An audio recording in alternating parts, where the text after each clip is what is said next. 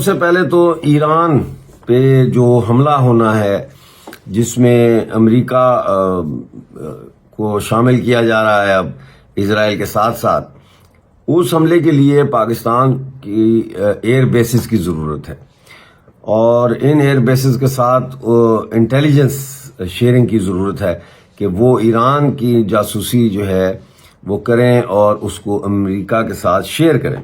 आई love Pakistan. अब ये जो इतनी मोहब्बत सदर ट्रंप के पास से टपक रही है और पिछले कई हफ्तों से टपक रही है, इससे आप खुद ही समझ आ जाएं कि ये जो इतनी सारी मोहब्बत जागी है, इसके अंदर असल में क्या है। जो एस्टेब्लिशमेंट है वो प्रीडोमिनेटली सुन्नी, मतलब देवबंद साइड के ऊपर इंक्लाइंड एक वो एस्टेब्लिशमेंट है। They are anti Shia, obviously they are very clearly anti शिया।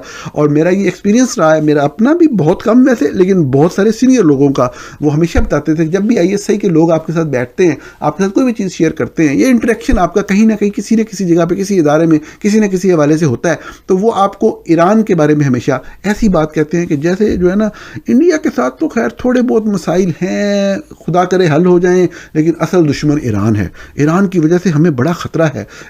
आपके ख्याल से अमेरिका कोई डिमांड करेगा पाकिस्तान से, जैसे पहले अफगानिस्तान के साथ हमने so called war of terror लड़ी है, वो जो आप हमेशा कहते हैं दहशतगर्दी की जंग, क्या इधर भी कोई किसी किस्म की कोई डिमांड आ सकती है पाकिस्तान को कि कोई एयर बेसिस दे दें, कोई जगह दे दें? नमस्कार, अस्सलाम वालेकुम, सत श्री अकाल, जय झूलेलाल। मैं हूं जी प्रेम मटलानी और आप देख रहे हैं हालात हाजरा का प्रोग्राम। हकीकत ये है, इब्तदा में आपसे दरख्वास्त है, चैनल जरूर सब्सक्राइब करें। दोस्तों, 2 रोज कबल यानी 18 तारीख को अमेरिका में अमेरिका के सदर डोनाल्ड ट्रंप ने पाकिस्तान का जो आर्मी चीफ है जनरल आसिम मुनीर, अब तो फील्ड मार्शल बन गया है, उसके ऑनर में दोपहर के खाने की दावत की थी। और वाशिंगटन का टाइम, ईस्टर्न स्टैंडर्ड टाइम 1 बजे थी, हमारे यहाँ रात के 10:30 बजे थे। और ये एक बिल्कुल न भरोसा करने वाली बात कही जा सकती है, यानी अनबिलीवेबल, कि दुनिया की ताकतवर तरीन जो कंट्री है उसका प्रेसिडेंट, और गरीब तरीन यूं समझ लीजिए कि जिसके ऊपर कर्जों के अंबार चढ़े हुए हैं, $1 बिलियन के लिए जगह जगह भीख मांगता रहता है, उसके आर्मी चीफ को, वो भी आर्मी चीफ को, ये पॉलिटिकल पोस्ट है, प्रेसिडेंट ऑफ यूनाइटेड स्टेट्स, और वो तो एक एडमिनिस्ट्रेटिव पोस्ट है, उसके शान में लंच का एहतमाम करना ये बिल्कुल अनबिलीवेबल शय थी, लेकिन हुआ। अब इस पर लोग तरह तरह की बातें कर रहे हैं।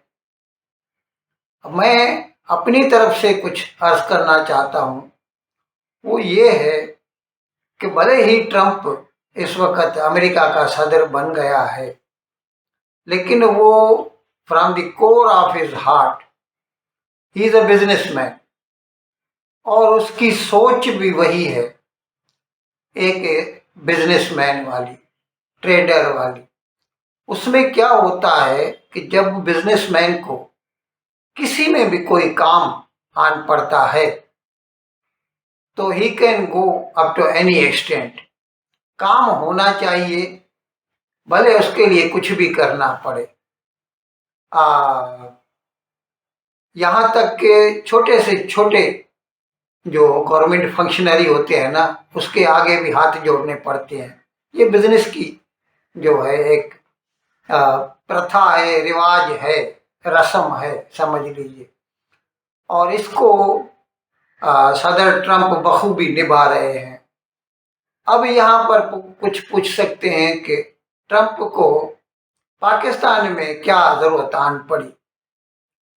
वो ये है कि खुद इस्राइल ने कहा है कि ईरान के ऊपर उन्होंने जो हमला किया था पिछले जुमे को, मेरे ख्याल में 13 तारीख थी, हाँ 13 तारीख की हमारे यहाँ सुबह थी, उनके यहाँ आधी रात थी।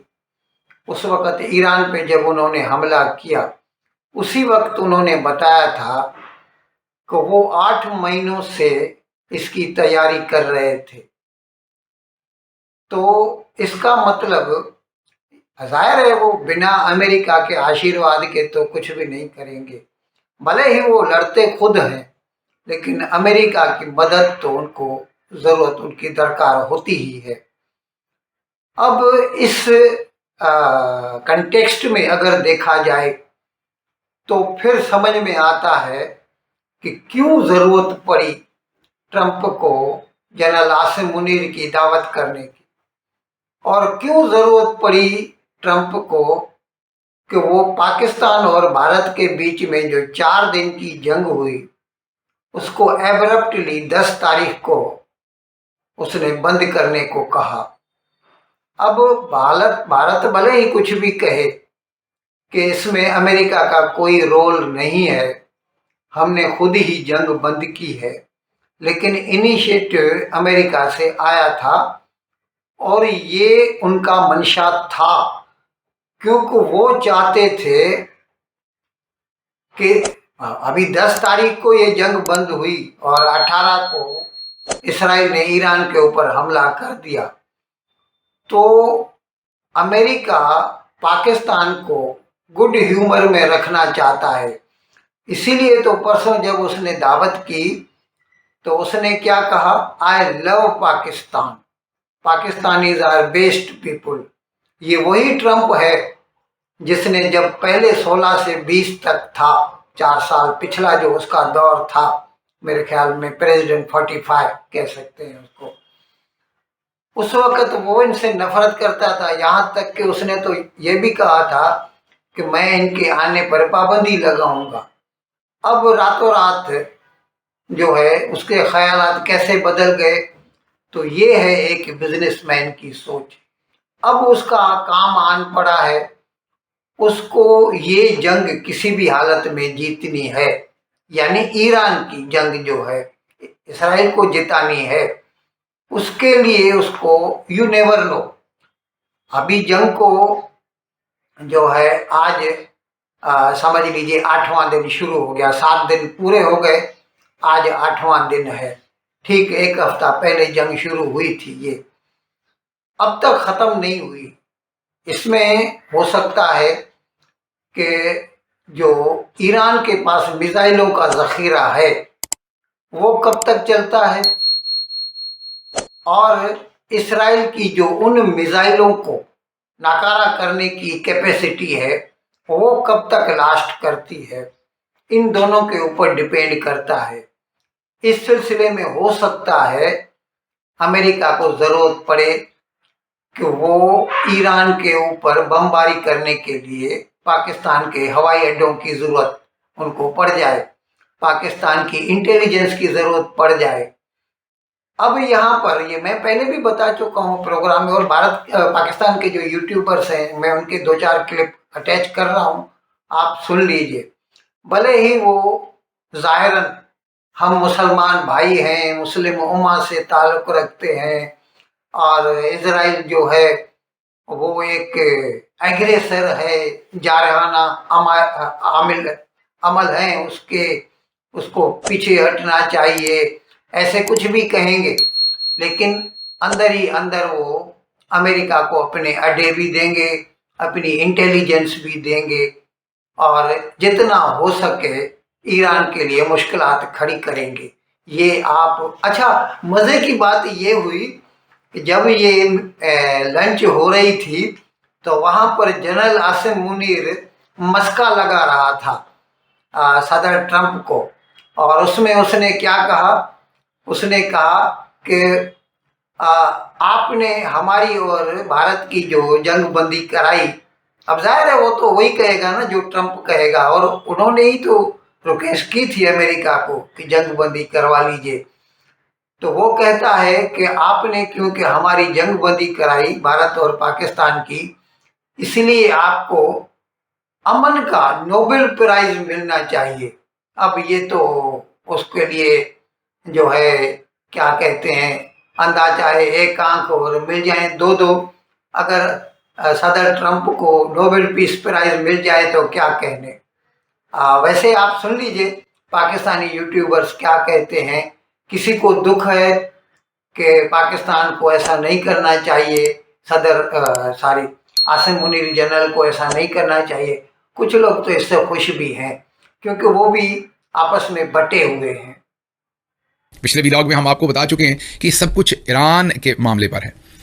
अब इसके ईरान के कॉन्टेक्स्ट में क्या कुछ पाकिस्तान को करना पड़ सकता है, क्या मांगा जा सकता है, वो तो हमने पिछले व्लॉग में बातचीत कर ली, आपके सामने अपना पॉइंट ऑफ व्यू रख दिया। अब हम बात करते हैं कि ये जो मुलाकात हो रही है इसके पाकिस्तान की सियासत पर क्या असरात होंगे। सबसे पहले तो आज इस वक्त जब मैं आपसे बात कर रहा हूं तो पाकिस्तान की सियासत बदल चुकी है। अब से चंद हफ्ते पहले याद कीजिए जब field marshal Asim Munir Iran गए थे और वहाँ से एक तस्वीर सामने आई थी जिसमें एक तरफ जो उनके सुप्रीम लीडर हैं खामेनाई साहब वो बैठे हैं और उनके सामने शहबाज शरीफ जूते उतार कर बैठे थे और साथ उनके ईरानी सदर बैठे थे, याद कीजिए। और सामने चेयर्स थी, लाइन थी जिसमें वुज़रा बैठे थे, ब्यूरोक्रेट्स बैठे थे, वुज़रा ही थे, ब्यूरोक्रेट्स तो नहीं थे, वुज़रा बैठे थे। उन वुज़रा की लाइन के अंदर जनरल आसिम मुनीर बैठे थे। मैंने आपको उस वक्त बताया था कि बहुत जल्द Asim Munir head of state का ओहदा लेना चाहेंगे और मैंने ये भी कहा था कि अब ये उनकी मजबूरी बन जाएगी क्योंकि उन्हें ये अच्छा नहीं लगेगा कि उनका अर्दली सामने बैठा हो और वो इस तरीके से वुज़रा की लाइन में बैठे हो। उनकी एक किस्म की मजबूरी बन जाएगी, जिद नहीं होगी।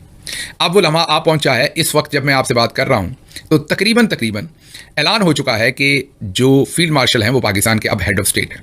आज वो जो मुलाकात कर रहे हैं इससे इंटरनेशनल जो स्टेज है उसके ऊपर आज से जो आसिम मुनीर हैं वो बाज़ाब्ता तौर पर, हालांकि उनका ऐलान नहीं हुआ, उनकी तकरीब रूनुमाई सदर के तौर पर या पाकिस्तान के हेड ऑफ स्टेट के तौर पर नहीं हुई, लेकिन अब सारी दुनिया को ये पैगाम चला गया है कि पाकिस्तान के हेड ऑफ स्टेट इस वक्त जो हैं CEO जो हैं वो फील्ड मार्शल आसिम मुनीर है। तो एक सबसे पहले मैं ये बात कर लूँ कि क्या आज जो आसिम मुनीर साहब से सदर ट्रंप मांगेंगे क्या वो इनकार करेंगे? नहीं। वो अड्डे मांगेंगे तो अड्डे दिए जाएंगे, भले किसी और रंग से दिए जाएं, मतलब वो भले किसी मुसलमान मुल्क को दिए जाएं, लेकिन मुसलमान मुल्क के हवाले अड्डा किया जाए, जहाज़ वहाँ से अमरीकी ही उड़ेगा अगर दिए गए तो। मैं ये नहीं कह रहा हतमी तौर पर कि मांगे जाएंगे या दिए जाएंगे, लेकिन लग रहा है कि मांगे जाएंगे और दिए जाएंगे। क्योंकि अगर किसी चीज़ पर भी कुछ लोग कहते हैं कि अगर फील्ड मार्शल आसिम मुनीर ने इनकार कर दिया, इस लेवल पर डील्स जो हैं वो पहले तय हो जाती हैं, मुलाकात तो फॉर्मली बस दस्तखत करने की कार्रवाई होती है। ये ऐसे ही है जैसे आप यूनिवर्सिटी में 4 साल पढ़ते हैं, डिग्री आप हासिल कर चुके होते हैं, कॉन्वोकेशन में तो सिर्फ एक किस्म की तस्वीर ही खिंचती है। वो जो आपको दी जाता है, जो आपको डिग्री दी जाती है वो डिग्री नहीं होती, खाली कागज़ होता है पूरी दुनिया के अंदर। डिग्री बाद में आप दफ्तर से जाके लेते हैं, लेकिन उस डिग्री की शराइत आप उससे पहले के 2 साल में, साल में या 4 साल में पूरी करते हैं। अब जहां तक एयर बेसिस का ताल्लुक है, इसमें ख्याल ये किया जा रहा है कि शायद ये ईरान के खिलाफ जो एयर बेस इस्तेमाल किया जाएगा वो जैकबाबाद का एयर बेस होगा। वजह इसकी सिंपल है, वो ये है कि इजराइल और सऊदी अरेबिया का जो प्रेशर है ईरान को कंटेन करने का, क्योंकि आप जानते हैं इजराइल और सऊदी अरेबिया के दरमियान जो है वो डिप्लोमेटिक रवाबत शुरू होने जाते हैं, सफारती तल्लुकात।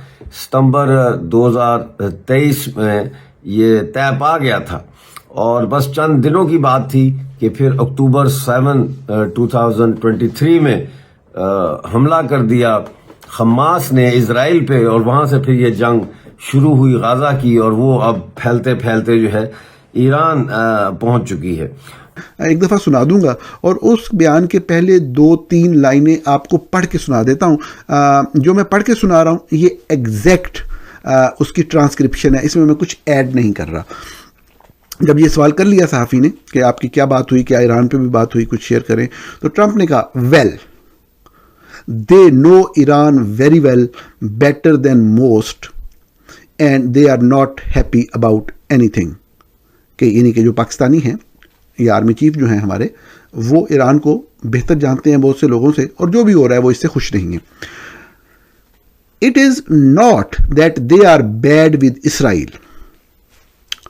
ये मैं आपके ऊपर छोड़ता हूँ, आप इस बहुत से मेरे समझने वाले मेरे से बेहतर लैंग्वेज पे अबूर रखते हैं, मैं इस पर तबसरा नहीं करता। ये सदर ट्रंप कह रहे हैं जनरल आसिम मुनीर के बारे में, इसका मतलब आप खुद समझने की कोशिश करें। It is not that they are bad with Israel, they know them both actually, वो दोनों को जानते हैं, ईरान और Israel, but they probably may be they know Iran better, शायद ईरान को ज़्यादा बेहतर जानते हैं। but they see what is going on. And he agreed with me.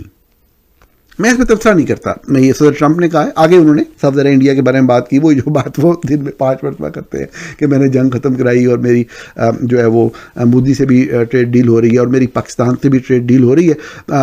Trade deal के ऊपर तो मैं आता हूँ खैर, लेकिन ये जो आखिरी उन्होंने कहा, उन्होंने ईरान के हवाले से बात करते हुए बात कंक्लूड इस बात पे की कि ही एग्रीड विद मी, और फिर आगे उन्होंने इंडिया वाला पोर्शन जो है वो शुरू कर दिया। फौज आई हो, यहाँ से फौज लड़ी हो, जितना काम हुआ इस वक्त जो भारत के साथ कॉन्फ्लिक्ट हमारा हुआ, उसमें तो ज्यादा काम एयरफोर्स ने किया है। तो एयरफोर्स का तो इतनी वाहवाह नहीं हुई जितनी होनी चाहिए थी, हुई है लेकिन इतनी नहीं जितनी कि आर्मी की गई है। तो फील्ड मार्शल तो वो तब बनते हैं ना जब फील्ड पे कुछ हुआ होता है। और दूसरा ये कि लीडरशिप जो है, लीडरशिप तो शहबाज शरीफ साहब है, शहबाज शरीफ साहब तो इधर ही बैठे हैं। लंच पे जो बुलाया गया है तो जाहिर है वो जैसे कहते हैं ना, there is no free lunch. तो क्या उसमें आपके ख्याल से अमेरिका कोई डिमांड करेगा पाकिस्तान से, जैसे पहले अफगानिस्तान के साथ हमने so called war of terror लड़ी है, वो जो आप हमेशा कहते हैं दहशतगर्दी की जंग, क्या इधर भी कोई किसी किस्म की कोई डिमांड आ सकती है पाकिस्तान को कि कोई एयर बेसेस दे दें, कोई जगह दे दें? इसी दहशतगर्दी की जंग की वजह से तो ये तो पाकिस्तान के आर्मी चीफ को इनवाइट किया गया है कि ये हमारे साथ काम करते हैं। अगले दिन अमेरिका के जो सेंटकॉम के चीफ जनरल माइकल कुरेला ने क्या कहा है कि हम उन्हें इंटेलिजेंस प्रोवाइड करते हैं, वो अपने रिसोर्सेज जनरेट करते हैं, अफगानिस्तान के अंदर जो अलकायदा इस्लामिक स्टेट के दहशतगर्द हैं उनको पकड़ते हैं। पाक अफगान बॉर्डर पे जो मूवमेंट हो रही होती है वो बड़ा नटोरियस इलाका है, वहाँ पे चीज़ें नहीं हैं, तो हम उन्हें कहते हैं वो बंदे पकड़ते हैं। तो वो तो पाकिस्तान का शुक्रिया अदा करते हैं। American are always thankful to Pakistan. देखें द क्वेश्चन, अभी मैं जनरल अता हसनैन की जो डिस्कशन एक एनडीटीवी जिसका आप भी शो से पहले जिक्र कर रही थी, जनरल अता क्या कह रहे थे कि एक इंडियन जनरल खड़ा होता है, एक पाकिस्तानी जनरल खड़ा होता है, तो अमेरिकन जब जनरल मिलने आता है तो वो पाकिस्तानी जनरल से पहले हाथ मिलाता है, हमारे से बात मिलाता है। क्यों? उसकी वजह यह है कि इंडियन जनरल के हाथ में कुछ भी नहीं है। Indian general can't do anything, उसने तो करने ही कुछ नहीं है, उसको तो जो वज़ीर आज़म साहब की तरफ से हुक्म आना है। देखिए ये इंडिया और पाकिस्तान में थोड़ा डिफरेंस है। इन अल्फाज के साथ आज का प्रोग्राम खत्म करने की आपसे इजाजत चाहता हूँ, लेकिन विदाई लेने से पहले एक मरतबा फिर आपसे मेरी दरख्वास्त है कि जिस किसी साहब या साहबा ने अब तक हमारे इस चैनल को सब्सक्राइब नहीं किया, ज़रा करम इसको जल्द से जल्द सब्सक्राइब करें, प्रोग्राम को लाइक करें, शेयर करें और घंटी का बटन दबाना ना भूलें। बहुत बहुत शुक्रिया। खुदा हाफ़िज़।